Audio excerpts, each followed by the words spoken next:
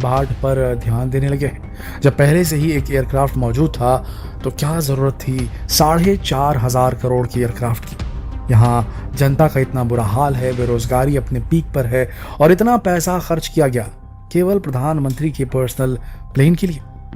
दोस्तों, आज हम आपको इन सारे सवालों के जवाब देने वाले हैं। आज हम आपको बताएंगे कि आखिर क्यों मोदी जी 4,500 करोड़ के प्लेन पर सैर करते हैं।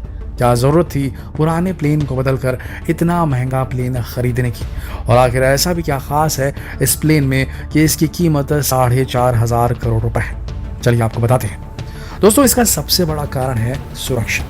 अब आप कहेंगे कि अरे ये बहाना तो हमने मीडिया में भी सुना है, लेकिन दोस्तों मीडिया में आपने आधी अधूरी बातें ही सुनी होगी। पूरी बातें हम आपको बताते हैं। दिन था 14 जुलाई 2014 और इवेंट था 6th ब्रिक्स समिट। सफर था इंडिया से ब्राजील। भारत के प्रधानमंत्री एक सफल यात्रा करके वहां तक पहुंच तो गए, मगर वापस लौटते समय एक बड़ी घटना घटी जिसने भारत के सुरक्षा इंतजामों पर कई सवाल खड़े कर दिए। दरअसल हुआ कुछ यूं कि लौटते समय जिस रास्ते से प्रधानमंत्री का एयरक्राफ्ट गुजर कर आया था, उसी रास्ते पर उसी दिन यूक्रेन के नॉर्दर्न रेबल्स ने मलेशियन एयरलाइन MH17 को मार गिराया था।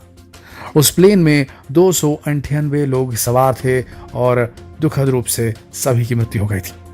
उन रेबल्स के इस वार का, इस हमले का असर जो दुर्घटना थी वो हो सकता है उस दिन प्रधानमंत्री के एयरक्राफ्ट पर भी हो सकती थी।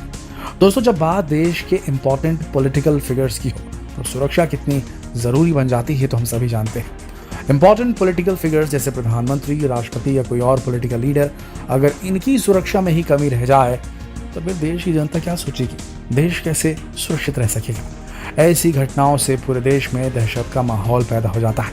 उदाहरण के तौर पर अमेरिका की बात करें तो 1963 में टेक्सास में हुई घटना को ही ले लीजिए, जब American president John Fitzgerald Kennedy Dallas में राष्ट्रपति काफिले में सवार थे और उनकी गोली मारकर हत्या कर दी गई थी। या फिर भारत के पूर्व प्रधानमंत्री राजीव गांधी का ही कांड ले लीजिए, जिसमें काफी और लोग भी खत्म हो गए थे।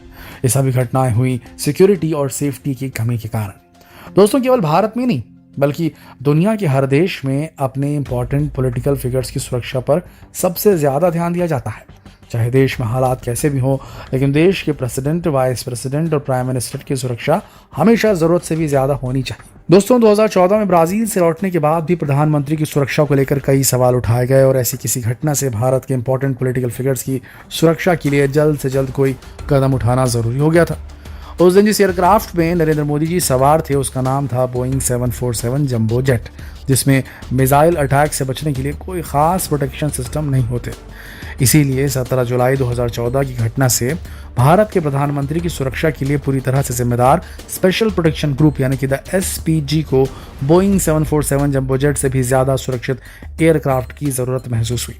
जिसके बाद 2018 में US बोइंग कंपनी को 2 स्पेशल एयरक्राफ्ट के लिए ऑर्डर दिया गया।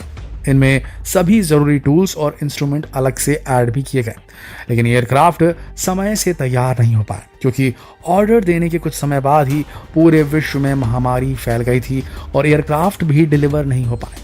फिर 1 अक्टूबर 2020 को एयर इंडिया और इंडियन एयरफोर्स US के टेक्सास से एयरक्राफ्ट लेकर दिल्ली पहुंचे। दूसरे एयरक्राफ्ट की डिलीवरी कुछ महीने बाद की गई। दोस्तों, ये जो एयरक्राफ्ट आया इसका नाम था एयर इंडिया 1, जो असल में 4,500 करोड़ में बनकर तैयार हुआ था और इसकी तुलना US के प्रेसिडेंट के एयरक्राफ्ट से की गई। सभी सुविधाओं और सुरक्षा इंतजामों से लैस इस एयरक्राफ्ट की सिक्योरिटी को तोड़ पाना नामुमकिन सा ही है। यह हर तरह के हमलों का सामना कर सकता है। दोस्तों, जिस तरह अमेरिकन प्रेसिडेंट का एयरक्राफ्ट एयरफोर्स 1 एक फ्लाइंग व्हाइट हाउस की तरह है, उसी तरह इंडिया के प्राइम मिनिस्टर नरेंद्र मोदी का एयर इंडिया 1 भी उनके सरकारी आवास और PMO की तरह है।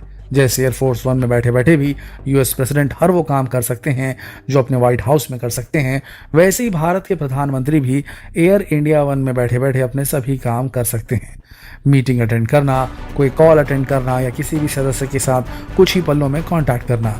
इसके अलावा भी प्राइम मिनिस्टर होने के नाते अपनी रोज की ड्यूटीज को प्लेन में भी पूरा कर सकते हैं, क्योंकि इसमें अलग से फुल फ्लेजेड ऑफिस स्पेस है, वो भी कॉन्फ्रेंस केबिन के साथ। इसमें पहले से ज़्यादा हाईटेक सिक्योरिटी सिस्टम, वैसे इसका नाम बोइंग 777 है।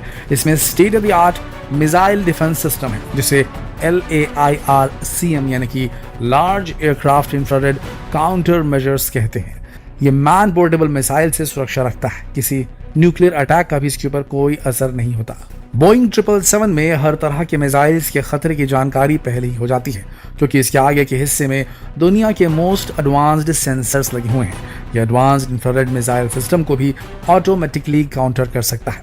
साथ ही सेल्फ प्रोटेक्शन सूट्स भी हैं, जो हवा में होने वाले मिसाइल अटैक से प्रोटेक्ट करते हैं।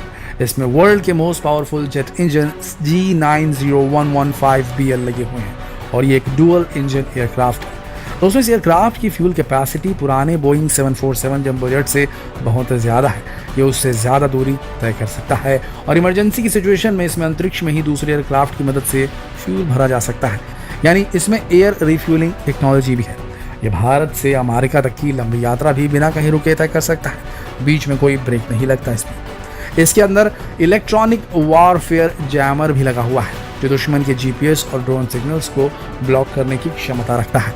दोस्तों, अब ज़मीन से हज़ारों फीट की ऊंचाई पर कॉल्स, मीटिंग्स और कॉन्फ्रेंस करनी है तो जाहिर सी बात है कि बहुत ही एडवांस कम्युनिकेशन सिस्टम की तो ज़रूरत होगी। तो इसमें ऐसा ही ख़ास कम्युनिकेशन सिस्टम लगा हुआ है जिससे हवा में भी ऑडियो और वीडियो कनेक्ट हो सकती है। और एयरक्राफ्ट में सिक्योर सैटेलाइट कम्युनिकेशन सिस्टम भी लगा हुआ है। इसके थ्रू जो भी बातचीत होती है उसे टैप करना भी नामुमकिन है और इसे हैक नहीं किया जा सकता। इसमें चाफ और फ्लेयर के लिए भी इक्विपमेंट है। यह बहुत ही ख़ास इक्विपमेंट है।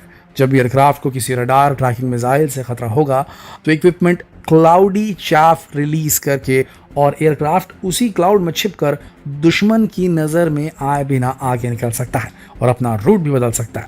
और विंग्स में जो इक्विपमेंट लगे हैं उससे छोटे छोटे रॉकेट रिलीज किए जा सकते हैं, जिन्हें फ्लेयर्स कहा जाता है। दोस्तों, US से आए दोनों एयरक्राफ्ट के परचेस और रिकंस्ट्रक्शन की टोटल कॉस्ट 8,400 करोड़ रुपए है। इन्हें एयर इंडिया 1 भी बोला जाता है। आपको बता दें कि सुरक्षा के लिहाज से भारत के प्राइम मिनिस्टर, प्रेसिडेंट और वाइस प्रेसिडेंट के लिए एयरक्राफ्ट उड़ाने का काम एयर इंडिया के किसी आम पायलट का नहीं है।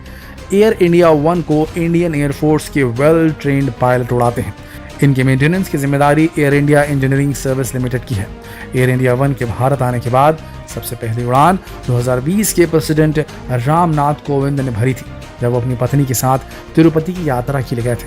वहाँ का रनवे छोटा था, इसलिए प्रेसिडेंट पहले चेन्नई गए और एयरफोर्स के दूसरे एयरक्राफ्ट से उन्हें तिरुपति ले जाया गया और प्राइम मिनिस्टर ने नए एयरक्राफ्ट से अपनी पहली विजिट 2021 में की थी, जब वो बांग्लादेश गए थे 2 दिवसीय यात्रा के लिए। तो दोस्तों, उम्मीद करते हैं कि ये वीडियो देखने के बाद अब आपको